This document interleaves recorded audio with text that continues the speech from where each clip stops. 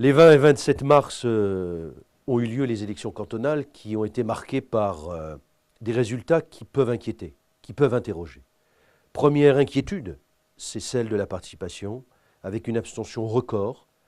Certes, on peut trouver des raisons très objectives.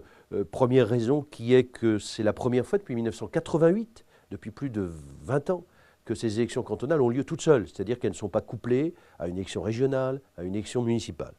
Cela a pu diminuer la mobilisation des électeurs. Il y a aussi le fait que, notamment dans les zones urbaines, les conseillers généraux ne sont pas très connus. On ne sait pas à quoi ils correspondent, on ne sait pas dans un quartier d'une ville, et ça peut être le cas à Cholet par exemple, qui est son conseiller général. Donc, est-ce que l'on vote ou pas, puisqu'il n'y avait que la moitié des cantons renouvelables. Ça peut être lié au fait aussi qu'on a dit et répété que ces conseillers généraux ne seront réélus que pour 3 ans, puisqu'en 2014, on remet tout le système à plat, avec les conseillers territoriaux qui représenteront à la fois les régions et les départements. Mais au-delà, il y a certainement des raisons très politiques qui tiennent à un manque de confiance de nos concitoyens à l'égard du système politique en général, c'est-à-dire les grands partis qui détiennent le pouvoir depuis des décennies et qui malheureusement, bien souvent, ne répondent pas aux préoccupations réelles des Français. Et à cet égard, il faut noter aussi la montée en pourcentage, pas forcément en masse de voix, mais en pourcentage avec une participation faible, la montée du Front National. La montée du Front National qui, bien souvent, a compensé l'absence de participation. On observe que là où le Front National était présent, l'abstention a été moins forte. C'est donc que des électeurs qui pouvaient s'abstenir se sont défoulés en votant Front National. Il y a quand même ce que j'appellerais une grande escroquerie du Front National dans des élections comme celle-ci. Un peu partout, les candidats du Front National n'étaient pas des candidats qui ont fait campagne. Il y avait des personnes qui étaient des personnes âgées en maison de retraite. Il y avait des jeunes étudiants. Il y avait des personnes qui n'habitaient pas du tout dans le canton, qui étaient d'une zone géographique différente, qui présentaient des photographies, quand il y avait la photographie sur l'affiche, parce que bien souvent c'était la photographie de Marine Le Pen pour mieux mobiliser, mais quand il y avait les photographies, c'était des photos d'il y a 15 ou 20 ans, des gens qui ne sont jamais venus, qui ne connaissaient pas le canton, qui étaient parfois en vacances pendant la campagne.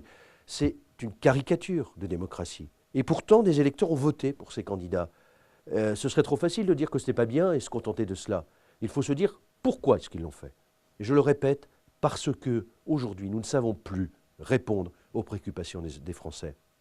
Quand on a un chômage qui a augmenté, des questions liées à l'emploi, à la précarité de l'emploi, que nous ne sommes pas capables d'apporter une dynamique à l'emploi, une dynamique aux entreprises, alléger toutes les charges qui pèsent sur les entreprises, alléger le poids de l'administration qui pèse sur ceux qui ont envie d'entreprendre, que nous ne réfléchissons pas à l'évolution de notre société, et notamment liée aux problèmes migratoires.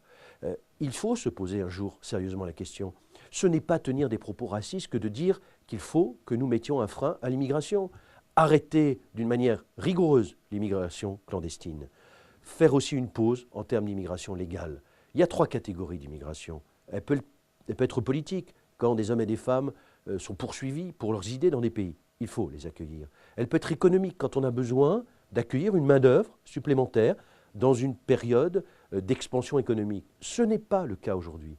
Mais bien souvent, et c'est ce qui arrive aujourd'hui, elle est sociale. C'est-à-dire des populations qui sont malheureuses chez elles et qui se disent que tout ce que la France offre en termes de protection sociale, c'est intéressant. Alors on vient, mais il n'y a pas de travail.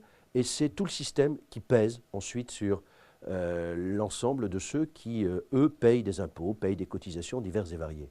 Et cela, les Français ne le supportent plus. Et nous n'apportons pas de réponse. Parce qu'on a un système qui est un peu le système de la pensée unique, très inspiré par une gauche française qui tient aussi beaucoup de médias, et qui viennent nous expliquer qu'à partir du moment où on tient ce discours-là, on n'est pas des démocrates, on n'est pas républicains.